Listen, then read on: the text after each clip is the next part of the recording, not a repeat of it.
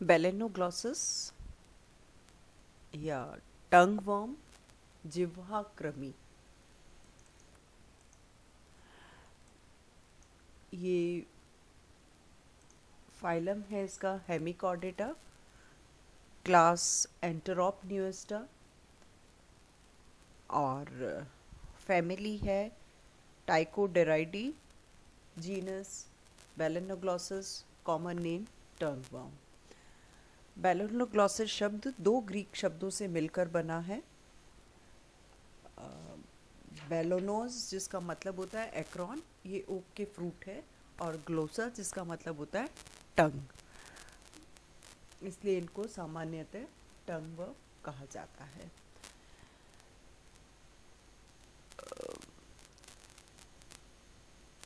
इनका सबसे पहले इन्हें नेपल्स रीजन के अंदर आइडेंटिफाई किया था। साइंटिस्ट थे डेल चैलेजी, और इन्हें ये नाम दिया था। लोकल फिशरमैन इसे ऑक्स टंग के नाम से जानते हैं। जोग्राफिकल डिस्ट्रीब्यूशन, ये एक मैराइन एनिमल है और समस्त संसार के समस्त समुद्रों के अंदर दूर दूर तक फैला हुआ पाया जाता है। स्पेशली ट्रॉपिकल और सब ट्रॉपिकल, उष्ण कटिबंधीय और उपकटिबंधीय समुद्रों में इसकी लगभग 20 स्पीशीज पाई जाती है, और कुछ स्पीशीज जिसकी ये दे रखी है, ये है बेलेनोग्लॉसस का स्ट्रक्चर। ये प्रोबोसिस, कॉलर, यहाँ बीच में है कॉरेलाइट। ये ट्रंक रीजन है, 3 पोर्शन में डिवाइडेड रहता है, ब्रैंकियल रीजन, हिपैटिक रीजन, और ये कहलाता है post hepatic region. Habits and habitat, स्वभाव एवं आवास। बेलेनोग्लॉसस एक बरोइंग एनिमल है, बिलकारी या नालवासी होता है, समुद्र में पाया जाता है, शैलो वाटर्स के अंदर, छिछले जल के अंदर मिलता है, कुछ सदस्य इसके गहरे जल के अंदर में भी पाए जाते हैं। ये बिल बनाकर रहते हैं, ये पत्थरों के नीचे या खरपतवार के नीचे छिपा रहता है, और जो सी शोर्स है वहाँ पे ये रेत के अंदर, उथले जल के अंदर एक यू शेप्ड बरो का निर्माण करता है, और ये बरो की गहराई 50 से 75 सेंटीमीटर या उससे अधिक हो सकती है। इस जो ये ट्यूब बना रहा है, इसकी भित्ति, इसकी जो एपिडर्मिस है उसके अंदर म्यूकस ग्लैंड पाई जाती है, उसके द्वारा स्रावित म्यूकस के द्वारा लाइंड रहती है, जिसके फलस्वरूप ये क्या होता है, प्रोटेक्टिव कवरिंग बना लेते हैं, और इससे रेत के कण आपस में चिपक कर एक चिकनी और पतली नली बना लेता है, और इसकी वजह से ये बिल के गिरने से जंतु को रेत में दब जाने के भय से सुरक्षित रखती है। ये जो बरोज है यू शेप्ड है, और दोनों इसकी जो ओपनिंग है उसमें 10 से 30 सेंटीमीटर की दूरी होती है। ये देखिए, ये 2 ओपनिंग है, ये यू शेप्ड है, यहाँ एनिमल रह रहा है, ये एंटीरियर ओपनिंग है, ये पोस्टीरियर ओपनिंग है। एंटीरियर साइड ब्रांच हो सकती है और फनल शेप्ड होती है, ठीक है। एंटीरियर एंड बरो का फनल की तरह होता है, और पोस्टीरियर एंड राउंड होता है। एंटीरियर वर्टिकल पार्ट ब्रांच्ड भी हो सकता है, और एनिमल इसके अंदर बरो में मूव करता है। जब टाइड्स आते हैं तो प्रोबोसिस जो है वो बरो से बाहर निकलकर सरफेस को एक्सप्लोर करता है। पोस्टीरियर एंड भी बरो से बाहर निकला रहता है, फीकल मैटर एक्सपेल करते हैं ये, और इस फीकल मैटर के नीचे ये दबा हुआ रहता है। बरो के अंदर बेलेनोग्लॉसस ट्विस्टेड कंडीशंस के अंदर रहता है, लेकिन इनके एंटीरियर और पोस्टीरियर एक्सट्रीमिटीज जो है वो स्ट्रेट रहती है। External morphology, shape, size and colour. Balanoglossus soft elongated cylindrical होता है, रिचली सीलिएटेड रहता है, म्यूकस के द्वारा ये कवर्ड रहते हैं। एनिमल की लेंथ 2 सेंटीमीटर से 2.5 मीटर तक हो सकती है। ये चमकीले या भूरे रंग के होते हैं और इनके ऊपर रेडिश टिंट पाया जाता है। कुछ स्पीशीज ल्यूमिनिसेंट भी होती है और इनके अंदर एक विशिष्ट प्रकार की गंध निकलती है। बॉडी बायलेटरली सिमेट्रिकल होती है और 3 रीजन्स में डिवाइडेड रहती है, जैसे आपको पहले भी बताया है, प्रोबोसिस या प्रोटोसोम, कॉलर या मीजोसोम और ट्रंक और मेटासोम। प्रोबोसिस एंटीरियर मोस्ट पार्ट है, राउंडेड या कॉनिकल शेप्ड होता है ये, और इसके पीछे की तरफ पाई जाती है एक शॉर्ट नैरो प्रोबोसिस स्टॉक, गर्दन या स्टॉक होती है। प्रोबोसिस होलो होता है, खोखली संरचना है और इसकी वॉल्स मोटी और पेशीय होती है। इसकी जो ये कैविटी है ये बाहर की तरफ एक्सटीरियर ओपन होती है एक ओपनिंग के द्वारा, जिसे प्रोबोसिस पोर कहते हैं। कुछ केसेस के अंदर 2 प्रोबोसिस पोर भी पाए जाते हैं। प्रोबोसिस जो है वो एक कॉलर के ऊपर पाया जाता है और जिस तरह से एक्रोन की तरह होता है, कैप की तरह, इसलिए इनको एक्रोन वर्म्स का नाम दिया गया है। नेक्स्ट पार्ट है मिडल वाला, कॉलर या मीजोसोम। ये प्रोबोसिस के पीछे होता है और ट्रंक के आगे की तरफ स्थित होता है, सिलेंड्रिकल पोर्शन है और इसका जो फनल लाइक एंटीरियर पार्ट है उसको कॉलरेट कहते हैं और ये प्रोबोसिस स्टॉक को छुपा देता है। प्रोबोसिस स्टॉक को और प्रोबोसिस के पोस्टीरियर पार्ट को छुपा के रखता है, कंसील कर देता है। कॉलर मस्क्यूलर होता है और इसके अंदर 2 सीलोमिक कैविटीज पाई जाती है जो कि शरीर के बाहर 2 अपर्चर्स के द्वारा खुलती है। और ये 2 कैविटीज कैसी होगी, राइट एंड लेफ्ट, और ये राइट एंड लेफ्ट कैविटीज एक डॉर्सल और वेंट्रल मीजेंट्रीज के द्वारा सेपरेटेड रहती है और ये कैविटीज दोनों प्रोबोसिस की कैविटी से टोटली सेपरेटेड होती है। इसके अंदर एक परमानेंट वाइड अपर्चर पाया जाता है, माउथ वेंट्रल साइड पे होता है और हमेशा खुला रहता है। पीछे की तरफ कॉलर ट्रंक से शार्पली डिमार्केटेड रहता है क्योंकि यहाँ पे सर्कुलर इंडेंटेशन पाए जाते हैं।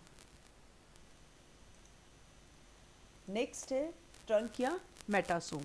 ट्रंक एक इलोंगेटेड पोस्टीरियर पार्ट है, फ्लैट और एन्यूलेटेड होता है सरफेस पे। इस पे मिड डॉर्सल और मिड वेंट्रल लॉन्गिट्यूडनल रिज पाए जाते हैं। इसके 3 पार्ट्स हैं, आगे का ब्रेंकियोजेनाइटल रीजन, फिर मिडल हिपैटिक रीजन और पोस्टीरियर एब्डोमिनल या पोस्ट हिपैटिक रीजन। ब्रेंकियोजेनाइटल रीजन के अंदर एक जोड़ी पार्श्व चपटे फ्लैप के समान जेनाइटल विंग्स पाए जाते हैं जिसके अंदर की गोनेट्स होते हैं और इसके अतिरिक्त इसके अंदर डबल रॉस की पाई जाती है, गिल स्लिट्स या फेरिंजियल स्लिट्स पाई जाती हैं डॉर्सल सरफेस पर। गिल स्लिट्स जो हैं जैसे जैसे एनिमल की एज बढ़ती है गिल स्लिट्स की संख्या भी बढ़ती जाएगी है और ये एक प्रोमिनेंट इलोंगेटेड रिज पर स्थित होती है। दूसरा इसका रीजन है ट्रंक का हिपैटिक रीजन। नाम से स्पष्ट है, इसके अंदर डॉर्सल साइड पर हिपैटिक सीका पाए जाते हैं। ये जेनाइटल रीजन से थोड़ा छोटा होता है और ग्रेइश कलर का होता है। देन है पोस्ट हिपैटिक रीजन। ये जो एब्डोमिनल रीजन है ये सबसे लंबा और सिलेंड्रिकल होता है। पीछे की तरफ ये धीरे धीरे छोटा होता जाता है और अंत में इसके टर्मिनल एनस पाया जाता है। बाकी का इसका डायमीटर मोर और लेस एक जैसा होता है और एक्सटर्नली ये एन्यूलेशंस के द्वारा मार्क्ड रहता है। देन है बॉडी वॉल। बॉडी वॉल में सबसे बाहर की तरफ एपिडर्मिस और अंदर मस्कुलेचर एंड देन पेरिटोनियम पाया जाता है। Epidermis single layered epithelial cell से बना है। ये लंबी और कॉल्यूमिनर सेल्स होती हैं और ये सेल्स भी 3 तरह की होती है। सीलिएटेड सेल्स जिसमें सीलिया पाया जाता है, ग्लैंड सेल्स ये सीलिएटेड सेल्स के बीच बीच में होती है स्थित और इसके अंदर में भी 3 तरह की कोशिकाएं होती है। Gland cell goblet cells flask shaped होती है, म्यूकस का सिक्रीट करती है। दूसरी है रेटिकुलेट सेल्स, ये लॉन्ग सेल्स हैं, ये भी म्यूकस का सिक्रीट करती हैं। और देन है मलबरी सेल्स या ग्रेन्युलर ग्लैंड सेल्स, इसके अंदर कॉरस साइटोप्लाज्मिक ग्रेन्यूल्स स्थित होते हैं। इनके अतिरिक्त इसके अंदर प्रोबोसिस और कॉलर के एंटीरियर पार्ट में न्यूरोसेंसरी सेल्स भी पाई जाती है और इन जंतुओं में डर्मिस अनुपस्थित होती है। इसके बाद पाई जाती है एक पतली लेयर कनेक्टिव टिश्यू की, देन मिलती है थिक नर्वस लेयर और उसके बाद बेसमेंट मेम्ब्रेन। मस्कुलेचर में प्रोबोसिस और जो कॉलराइट है एंटीरियर पार्ट ऑफ कॉलर, उसके अंदर सर्कुलर मसल फाइबर्स पाए जाते हैं। ट्रंक रीजन में सिर्फ लॉन्गिट्यूडनल मसल फाइबर्स होते हैं और ये सारे मसल फाइबर्स स्मूथ होते हैं और इसके बाद लाइन रहती है parietal coelomic epithelium. Locomotion, Balanoglossus एक स्लगिश एनिमल है। मोस्ट ऑफ द टाइम ये बरो के अंदर रहता है। सीलिया एपिडर्मल सेल्स पर पाए जाते हैं, ये इसको लोकोमोशन में हेल्प करते हैं। एनिमल इसमें ऑल्टरनेट लेंथनिंग और शॉर्टनिंग, शरीर की लंबाई बढ़ती है और फिर छोटी होती है मसल फाइबर्स के एक्शन के द्वारा, उसके द्वारा एक गति करता है। किस प्रकार से? सबसे पहले तो प्रोबोसिस और कॉलर लंबे हो जाते हैं और उसके बाद जो पिछला शरीर है वो छोटा होता जाता है, तो जिस भी दिशा में गति करना है उस तरफ ये शरीर आगे की तरफ बढ़ता है। देन है सीलोम। सीलोम एंटेरोसीलस टाइप की है। एंट्रॉन में बहिर्वृद्धि के रूप कारण इसका निर्माण होता है और स्पेशियस सीलोम होती है और बॉडी सेगमेंट्स होते हैं 3, उसी अकॉर्डिंग क्या है ये भी 3 पोर्शंस में डिवाइडेड रहती है और सीलोमिक एपिथेलियम या पेरिटोनियम के द्वारा आस्तरित होती है। एडल्ट में ओरिजिनल सीलोम बहुत रिड्यूस्ड हो जाती है because of connective tissue and muscle fibre और एडल्ट सीलोम 5 सेपरेट कैविटीज़ के रूप में दिखाई देती है। इसमें क्या क्या है? एक तो है unpaired proboscis coelom, proboscis region में पाई जाएगी। फिर एक जोड़ी कॉलर सीलोम और एक जोड़ी ट्रंक सीलोम। फर्स्ट लेते हैं प्रोबोसिस सीलोम या प्रोटोसील। सिंगल स्पेस है, प्रोबोसिस में पाया जाता है और इसके अंदर मसल्स कनेक्टिव टिश्यू के अतिरिक्त कुछ और संरचनाएं भी मिलती है। वो हैं buccal diverticulum, glomerulus, central sinus या हार्ट। और ये एक्सटीरियर बाहर की तरफ कम्युनिकेट करता है प्रोबोसिस पोर के द्वारा, जो कि पोस्टीरियर स्टॉक के बेस पर स्थित होता है। देन है ये देखिए, ये सिंगल है प्रोबोसिस सीलोम। उसके बाद है कॉलर सीलोम या मीजोसेल। ये 2 हैं, 2 कैविटीज़ होती हैं, दोनों ही तरफ पाई जाती है कॉलर वॉल और बकल कैविटी के बीच में। ये कैविटीज़ पार्टीशन रहती है किसके द्वारा? इनकम्प्लीट मिड डॉर्सल और मिड वेंट्रल मिजेंट्रीज के द्वारा।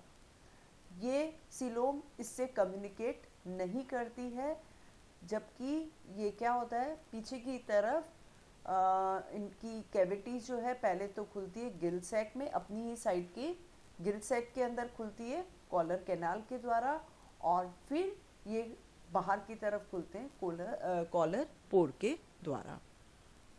देन है ट्रंक सीलोम या मेटासील। ट्रंक सीलोम भी 2 क्लोज्ड कैविटीज़ है जो कि बॉडी वॉल, और ये बॉडी वॉल है, ये एलिमेंट्री कैनाल है, इसके बीच में पाई जाती है। ये इनकम्प्लीटली सेपरेटेड रहती है डॉर्सल साइड से और कम्प्लीटली वेंट्रल मिजेंट्री से सेपरेटेड रहते हैं। ब्रेंकियोजेनाइटल रीजन के अंदर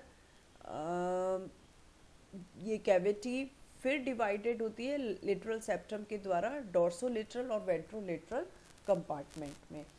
ट्रंक सीलोम कॉलर सीलोम से सेपरेटेड रहती है कॉलर ट्रंक सेप्टम के द्वारा। सीलोमिक फ्लूइड, प्रोबोसिस और कॉलर सीलोम्स जो प्रोटोसील और मीजोसील है ये एक्सटीरियर से कम्युनिकेट करते हैं और इनके अंदर समुद्री जल भरता है इनमें पाए जाने वाले पोर्स के द्वारा, उसके फलस्वरूप ये टर्गिड रहते हैं। ट्रंक सीलोम में वाटरी सीलोमिक फ्लूइड होता है जिसके अंदर अमीबॉइड सीलोमोसाइट्स पाई जाती है जिसकी उत्पत्ति सीलोमिक एपिथेलियम से होती है। इनके अंदर एक बड़ा वैक्यूल पाया जाता है और ये ल्यूकोसाइट्स की तरह बिहेव करती है। कोई भी फॉरेन बॉडी जो कि इसके अंदर एनिमल के अंदर आ जाती है उसके चारों तरफ ये एक मेम्ब्रेन का सिक्रीशन कर देती है। एंडोस्केलेटन, बैलेनोग्लोसस के अंदर कोई डेफिनेट एंडोस्केलेटन बोन्स या कार्टिलेज का नहीं पाया जाता है, लेकिन यहाँ पे 4 स्ट्रक्चर हैं जो कि सपोर्टिंग नेचर के होते हैं। ये है buccal diverticulum, proboscis skeleton, branchial skeleton and पाइगोकॉर्ड।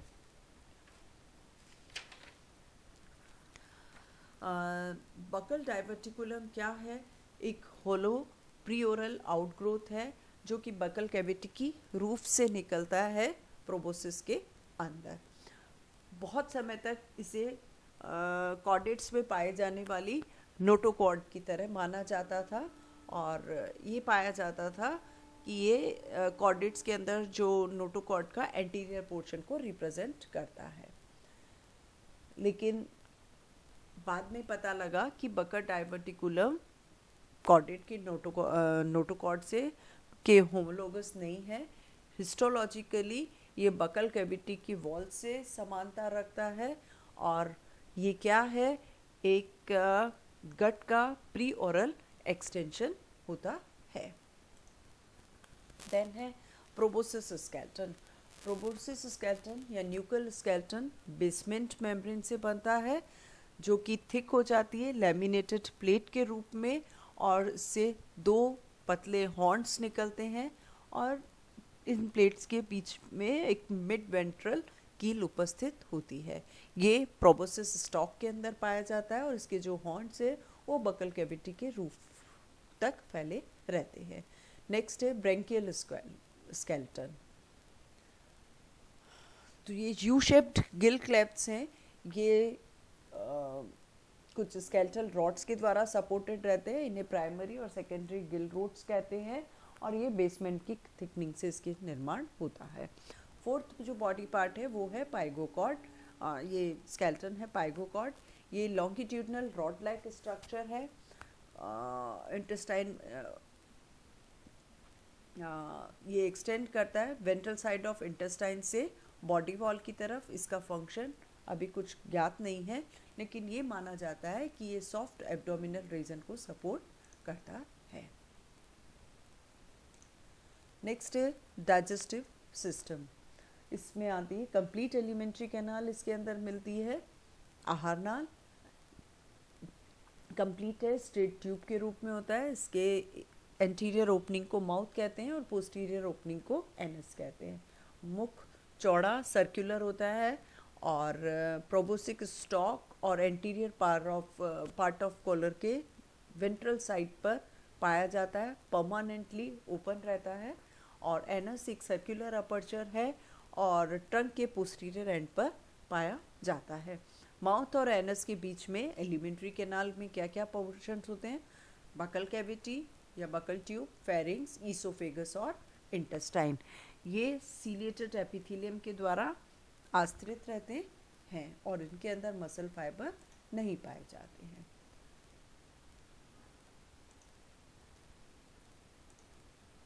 सबसे पहले बकल ट्यूब। मुख बकल कैविटी के अंदर खुलता है कॉलर रीजन के अंदर और इसकी जो एपिथेलियल सेल्स है उसके अंदर ग्लैंड्यूलर गॉबलेट सेल्स पाई जाती है और इसकी डॉर्सल वॉल से एक होलो बकल डाइवर्टिकुलम निकलता है जो कि प्रोबोसिस सीलोम के अंदर प्रोजेक्टेड रहता है। ये कॉलर ट्रंक सेप्टम तक जाता है और फिर फेरिंग्स के अंदर खुलता है। Pharynx branchial region of trunk में पाया जाता है। इसकी वॉल्स में लॉन्गिट्यूडनल कॉन्स्ट्रिक्शंस पाए जाते हैं, अनुदैर्ध्य संकुचन मिलते हैं और ये संकुचन एक उभार के रूप में इसकी गुहा के अंदर निकले रहते हैं और इनको बोलते हैं पैराब्रैंकियल रिजेस। ये रिजेस और कॉन्स्ट्रिक्शंस फेरिंग्स को इनकम्प्लीटली डिवाइड करते हैं 2 रीजन्स में, डॉर्सल ब्रैंकियल पोर्शन और वेंट्रल डाइजेस्टिव पोर्शन। आगे की तरफ का है ब्रेंकियल या रेस्पिरेटरी पोर्शन ऑफ फेरिंग्स। ये परफोरेटेड रहता है, दो पंक्तियों में व्यवस्थित यू शेप्ड गिल स्लिट्स के द्वारा, और ये कंसर्न होंगे रेस्पिरेशन से। पीछे का पोर्शन जो है वो डाइजेस्टिव पोर्शन है फेरिंग्स का, और ये फूड कंसंट्रेशन, डाइजेशन और एब्जॉर्प्शन से रिलेटेड है। और इसकी जो एपिथेलियल सेल्स है उसमें ग्लैंड सेल्स पाई जाती है। ईसोफेगस, गिल सेल्स के पीछे ईसोफेगस पाया जाता है, और डॉर्सल पार्ट ऑफ ईसोफेगस को कहते हैं पोस्ट ब्रेंकियल कैनाल, जिसके अंदर थिक फोल्डेड और ग्लैंडुलर एपिथेलियम होती है, और ईसोफेगस का पोस्टीरियर पार्ट डायमीटर में कम होता है और इसमें डीपली फरोड एपिथेलियम पाई जाती है। इंटेस्टाइन, इंटेस्टाइन हिपैटिक और पोस्ट हिपैटिक रीजन के अंदर होती है। हिपैटिक रीजन जो है इंटेस्टाइन का वो बहुत अधिक वेस्कुलर होता है, और जो पोस्ट हिपैटिक रीजन है वो वेंट्रल बॉडी वॉल से एक पाइगोकॉर्ड के थ्रू कनेक्टेड रहता है। सिंपल ट्यूब है, इसके अंदर डॉर्सोलेटरल ग्रूव्स पाई जाती है, और इंटेस्टाइन शरीर से बाहर एनस के द्वारा खुलती है। Food, feeding and digestion. Balanoglossus एक फिल्टर फीडर है। जल और तली के रेत जिसमें अपने बिल बनाता है, उसमें पाए जाने वाले माइक्रोस्कोपिक ऑर्गेनिजम्स, छोटे छोटे ऑर्गेनिक पार्टिकल्स जो वाटर के अंदर मौजूद होते हैं, मड और बॉटम सेंट जिससे कि बिल बना रहा है, ये इसके भोजन होते हैं। गिल स्लिट्स की जो लेटरल सीलिया लाइनिंग है वो एक वाटर करंट प्रोड्यूस करते हैं, जिससे कि माउथ के थ्रू वाटर एंटर करता है। और buccal tube, pharynx, gill slits, branchial sac से होता हुआ ये गिल पोर्ट्स के द्वारा शरीर से बाहर निकलता है। इसे कहते हैं रेस्पिरेटरी कम फूड करंट। कुछ फूड पार्टिकल्स डायरेक्टली माउथ के अंदर इस करंट के साथ साथ एंटर कर जाते हैं, और कुछ प्रोबोसिस के द्वारा जो वो म्यूकस सिक्रीट की जा रही है उस म्यूकस के अंदर फंस जाते हैं और शरीर के अंदर प्रवेश करते हैं। म्यूकस जो सीलिया प्रोबोसिस को कवर्ड किए हुए हैं वो एक म्यूकस का पूरा स्ट्रिंग बना देते हैं, जिसके अंदर की फूड पार्टिकल्स रहते हैं, और ये प्री ओरल सीलियरी ऑर्गन बनाते हैं।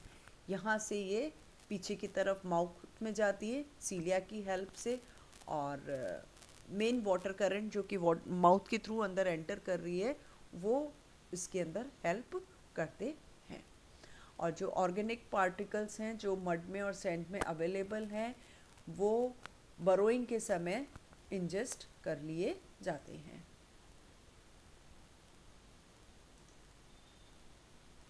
एग्जैक्ट प्रोसेस डाइजेशन का बेलेनोग्लॉसिस में ज्ञात नहीं है, लेकिन ये पाया जाता है कि डाइजेस्टिव एंजाइम्स जो कि प्रोबोसिस, ग्लैंड सेल्स और ईसोफेगस हिपैटिक रीजन के द्वारा सिक्रीट किए जा रहे हैं, उसके द्वारा खाद्य सामग्री का पाचन होता है।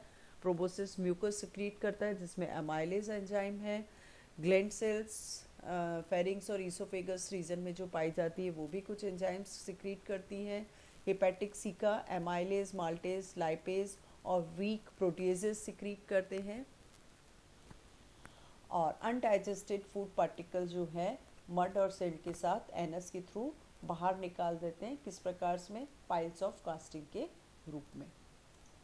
रेस्पिरेटरी सिस्टम इसके अंदर branchial portion of pharynx bearing gill slits और branchial sacs that open out through gill pores. Branchial pharynx क्या है? आपको पहले भी बताया था कि फेरिंग्स दो रीजन में डिवाइडेड। डॉर्सल साइड जो है वो रेस्पिरेटरी या ब्रेंकियल पोर्शन होता है, उसमें U shaped opening gill slits पाई जाती हैं। ये जैसे जैसे एनिमल एज में बढ़ता है इनकी संख्या बढ़ जाती है। प्रारंभ में ये गिल स्लिट्स ओवल स्लिट के रूप में होती है, उसके बाद में ये फेरेंशियल वॉल के अंदर एक हॉलो प्रोजेक्शंस बनाती है जिसे टंग बार कहते हैं। ये यू शेप्ड होती है और ये एक सिलोमिक कैविटी को एनक्लोज किए हुए रहती है। फेरेंजियल दो एडजेसेंट यू शेप्ड गिल्स के बीच की जो वॉल है उसको गिल सेप्टा कहते हैं। ये सॉलिड होते हैं और टंग बार अपने एडजेसेंट गिल सेप्टा से कनेक्टेड रहते हैं सिनेप्टिक्यूला के द्वारा, और ये मिलकर ये सपोर्टेड रहते हैं एम शेप्ड स्केलेटल रॉड्स के द्वारा। दूसरा है ब्रेंकियल सेक्स। गिल्स जो है वो डायरेक्टली बाहर नहीं खुलते हैं, हर गिल ओपन होता है गिल पाउच या ब्रेंकियल सैक के अंदर, और फिर ये ब्रेंकियल सैक इंडिपेंडेंट गिल पोर के द्वारा शरीर से बाहर खुलते हैं। गिल पोर्ट्स एक्सटर्नली दिखाई देते हैं टू लॉन्गिट्यूडनल रॉस के रूप में, मिड डॉर्सल रिज के दोनों तरफ ये पाए जाते हैं। ये देखिए, ये है U shaped gill slits. Mechanism of respiration. Gill slits के अंदर जो लेटरल सीलिया लाइनिंग है, ये एक वाटर करंट प्रोड्यूस करती है जो कि फूड कम रेस्पिरेटरी करंट है। ये माउथ से फेरिंग्स में एंटर करती है थ्रू माउथ, उसके बाद गिल स्लिट के ऊपर से पास होती है, ब्रेंकियल सेक्स में जाती है, और फाइनली गिल पोर्ट्स के द्वारा शरीर से बाहर निकलता है। जो टंग बार्स है वो ब्लड कैपिलरीज उसके अंदर रिचली सप्लाइड रहते हैं, ब्लड कैपिलरीज के द्वारा वो रेस्पिरेशन में रोल प्ले करते हैं, और ब्लड ये जो कैपिलरी नेटवर्क के अंदर जो ब्लड है ये इनसे ऑक्सीजन ग्रहण कर लेता है, जो जल में डिज़ोल्व है, वाटर में डिज़ोल्व ऑक्सीजन को ग्रहण करते हैं और कार्बन डाइऑक्साइड को डिफ्यूज़ कर देते हैं।